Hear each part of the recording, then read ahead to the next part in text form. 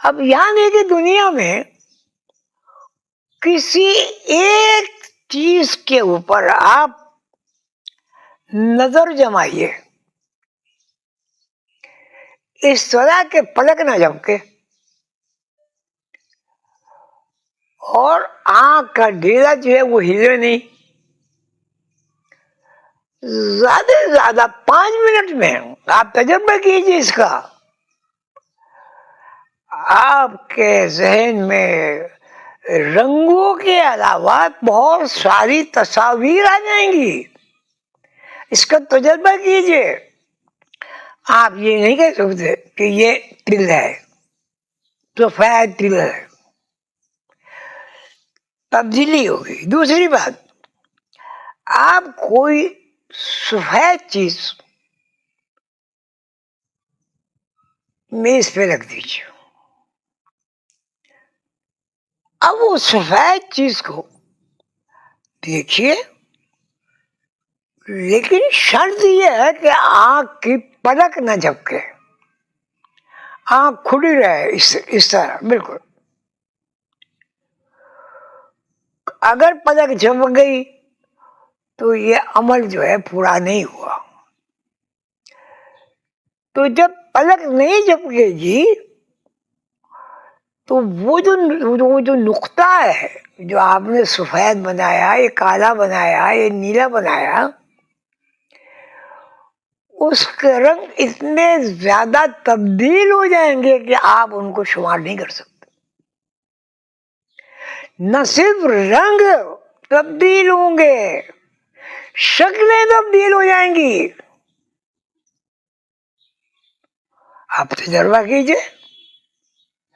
یہ کیا کہتے ہیں، تصوف روحانیت جو ہے، یہ اس کا ایک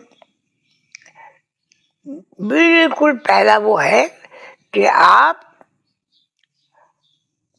میز پہ کوئی ایک رنگ دیکھ لیجئے جس میں چمک بھی ہو. وہ 3-4 فٹ کے فاصلے پر بیٹھ جائیے اور اس رنگ کو دیکھیے اس طرح کہ آپ کی پلک نہ جھپکے. اور 5 منٹ کے بعد آپ کاغذ قلم لے کے وہ ساری کیفیات لکھ لیجئے جو آپ کی نظروں کے سامنے تبدیلیاں ہوئی ہیں، جو آپ کی نظروں کے سامنے کبھی درخت بن گیا، کبھی حیوان بن گیا، کوئی کبھی آسمان بن گیا، کبھی ستارہ بن گیا. یہ تجربہ کیجیے. یہ روحانی ایک مثال ہے. تو وہ رنگدار درخت جو مسلسل رنگ تبدیل کر رہا ہے جنت میں، جس کے لیے اللہ تعالیٰ نے فرمایا تھا کہ اس درخت کے قریب نہیں جانا. آدم اس درخت کے قریب گئے اور جب انہوں نے رنگوں کا عدل بدل دیکھا تو ان کے اندر ایک قسم کا یقین کے اندر تھوڑی سی درار آ گئی کہ نہیں، یہ سرخ نہیں ہے، یہ تو نیلا ہے. اب تھوڑی دیر اس نے اور دیکھا تو کہنا یہ نیلا نہیں ہے، یہ تو سرخ ہے.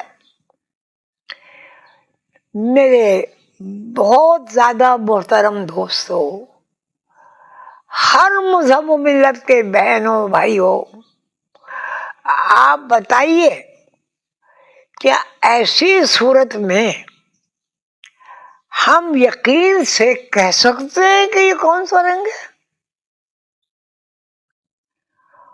اس کا آپ تجربہ کیجئے، اور تجربے کے بعد جو کچھ آپ کے سامنے اسکرین پر نظر آئے، اب وہ جو آپ کے پاس چھوٹا سا وہ رکھا ہوا ہے، وہ آپ کی اسکرین بن جائے گا بڑی. اس پر جو کچھ آپ کو نظر آئے وہ याद रखिए और याद रखने के बाद कागज पर लिख लीजिए कि पहला रंग ये था और फिर मैंने 50, 60, 20, 10 रंग तब्दील देखे और वो रंग जब तक मेरी पलक नहीं झपकी, आंख का डेरा और इसके अंदर तिल हिला नहीं, रंग कायम रहा। जैसे ही वो हिला, डेरा हिला, उसमें तिल भी हिला, तो रंग गायब हो गए सारे। क्यों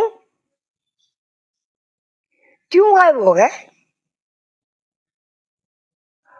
और आपने और ज्यादा मशक की तो वो शय जिसको आपने रंगीन किया हुआ है वो शय गायब हो जाती है। ये तसव्वुफ का पहला सबक है। आप सब हज़रात, सब अल्लाह के बंदे हैं, सब आदम हव्वा की औलाद हैं। बस हमें ये करना है, हमें ये करना है कि एक रंग को एक ही रंग रहने देना है। जो मुमकिन इस तरह है कि आप पलक नहीं झपकेंगे। अल्लाह ताला मुझे, आपको, सबको, हम सब आदम और हव्वा की औलाद हैं। क्या मैं ये कह नहीं सकता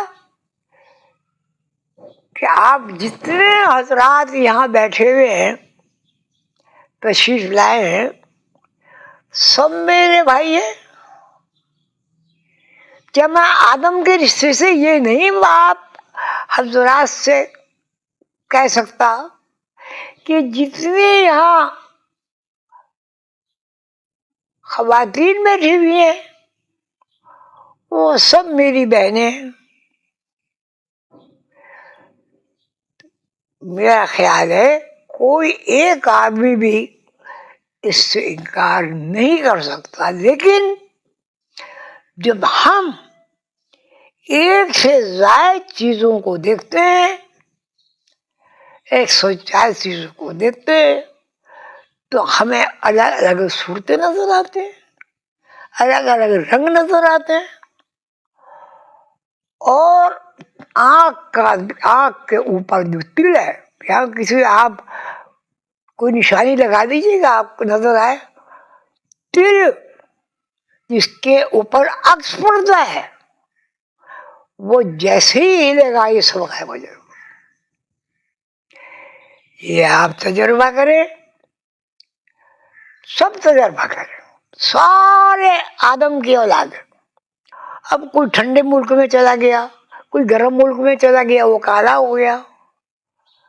कोई मोतदिल मौसम में चला गया, उसमें कोई गोरा हो गया, कोई गंदुमी हो गया।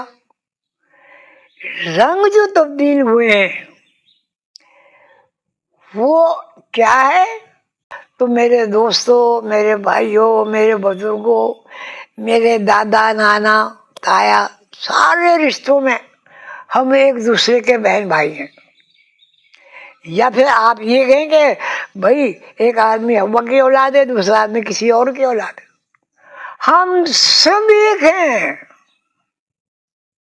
एक बाप की औलाद। हजरत आदम अलैहिस्सलाम, एक माँ की औलाद हजरत हव्वा अलैहिस्सलाम।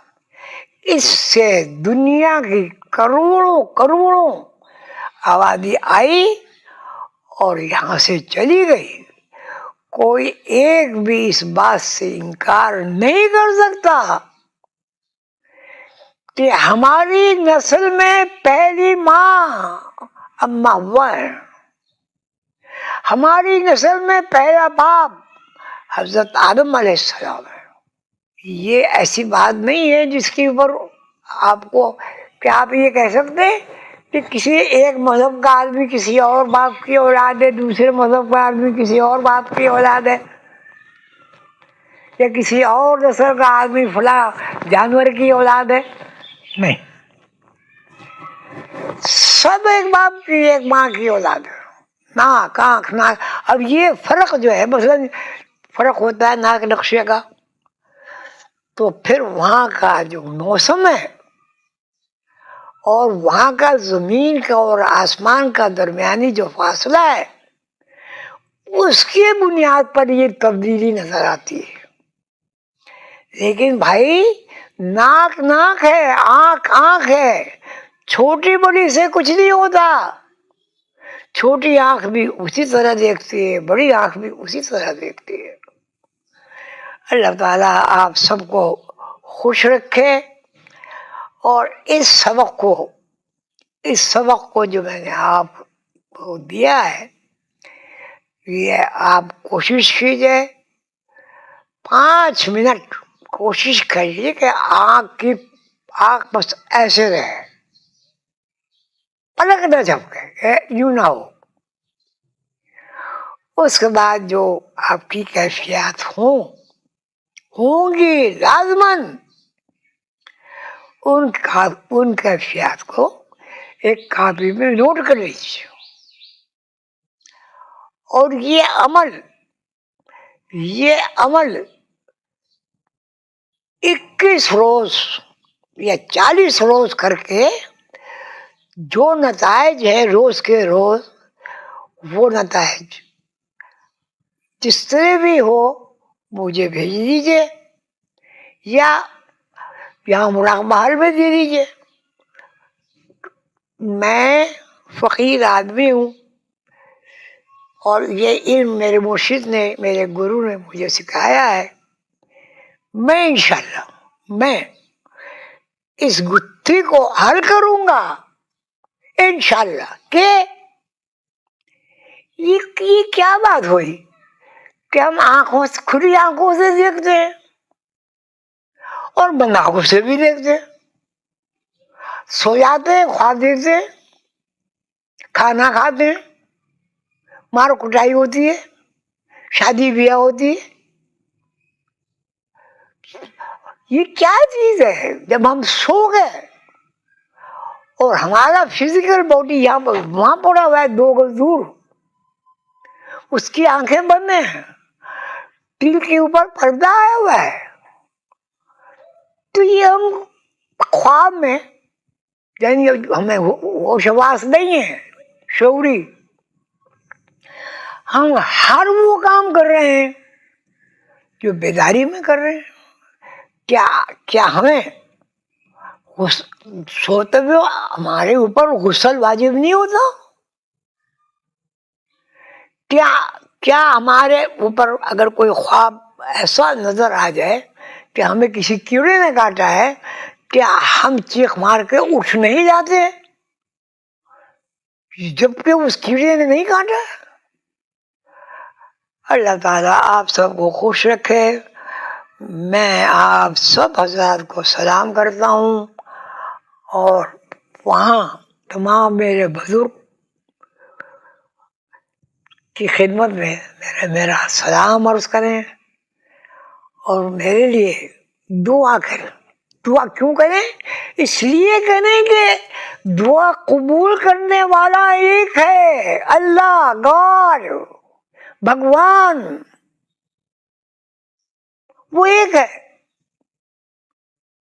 تو 1 سے 1 لاکھ آدمی دعا کر سکتے ہیں، 1 سے 10 لاکھ آدمی اپنی بات عرض کر سکتے ہیں، درخواست کر سکتے ہیں، اور درخواست کی جاتی ہے تو وہ قبول ہوتی ہے. اللہ تعالیٰ آپ سب کو خوش رکھے. جتنے یہاں بزرگ ہیں سب کو سلام.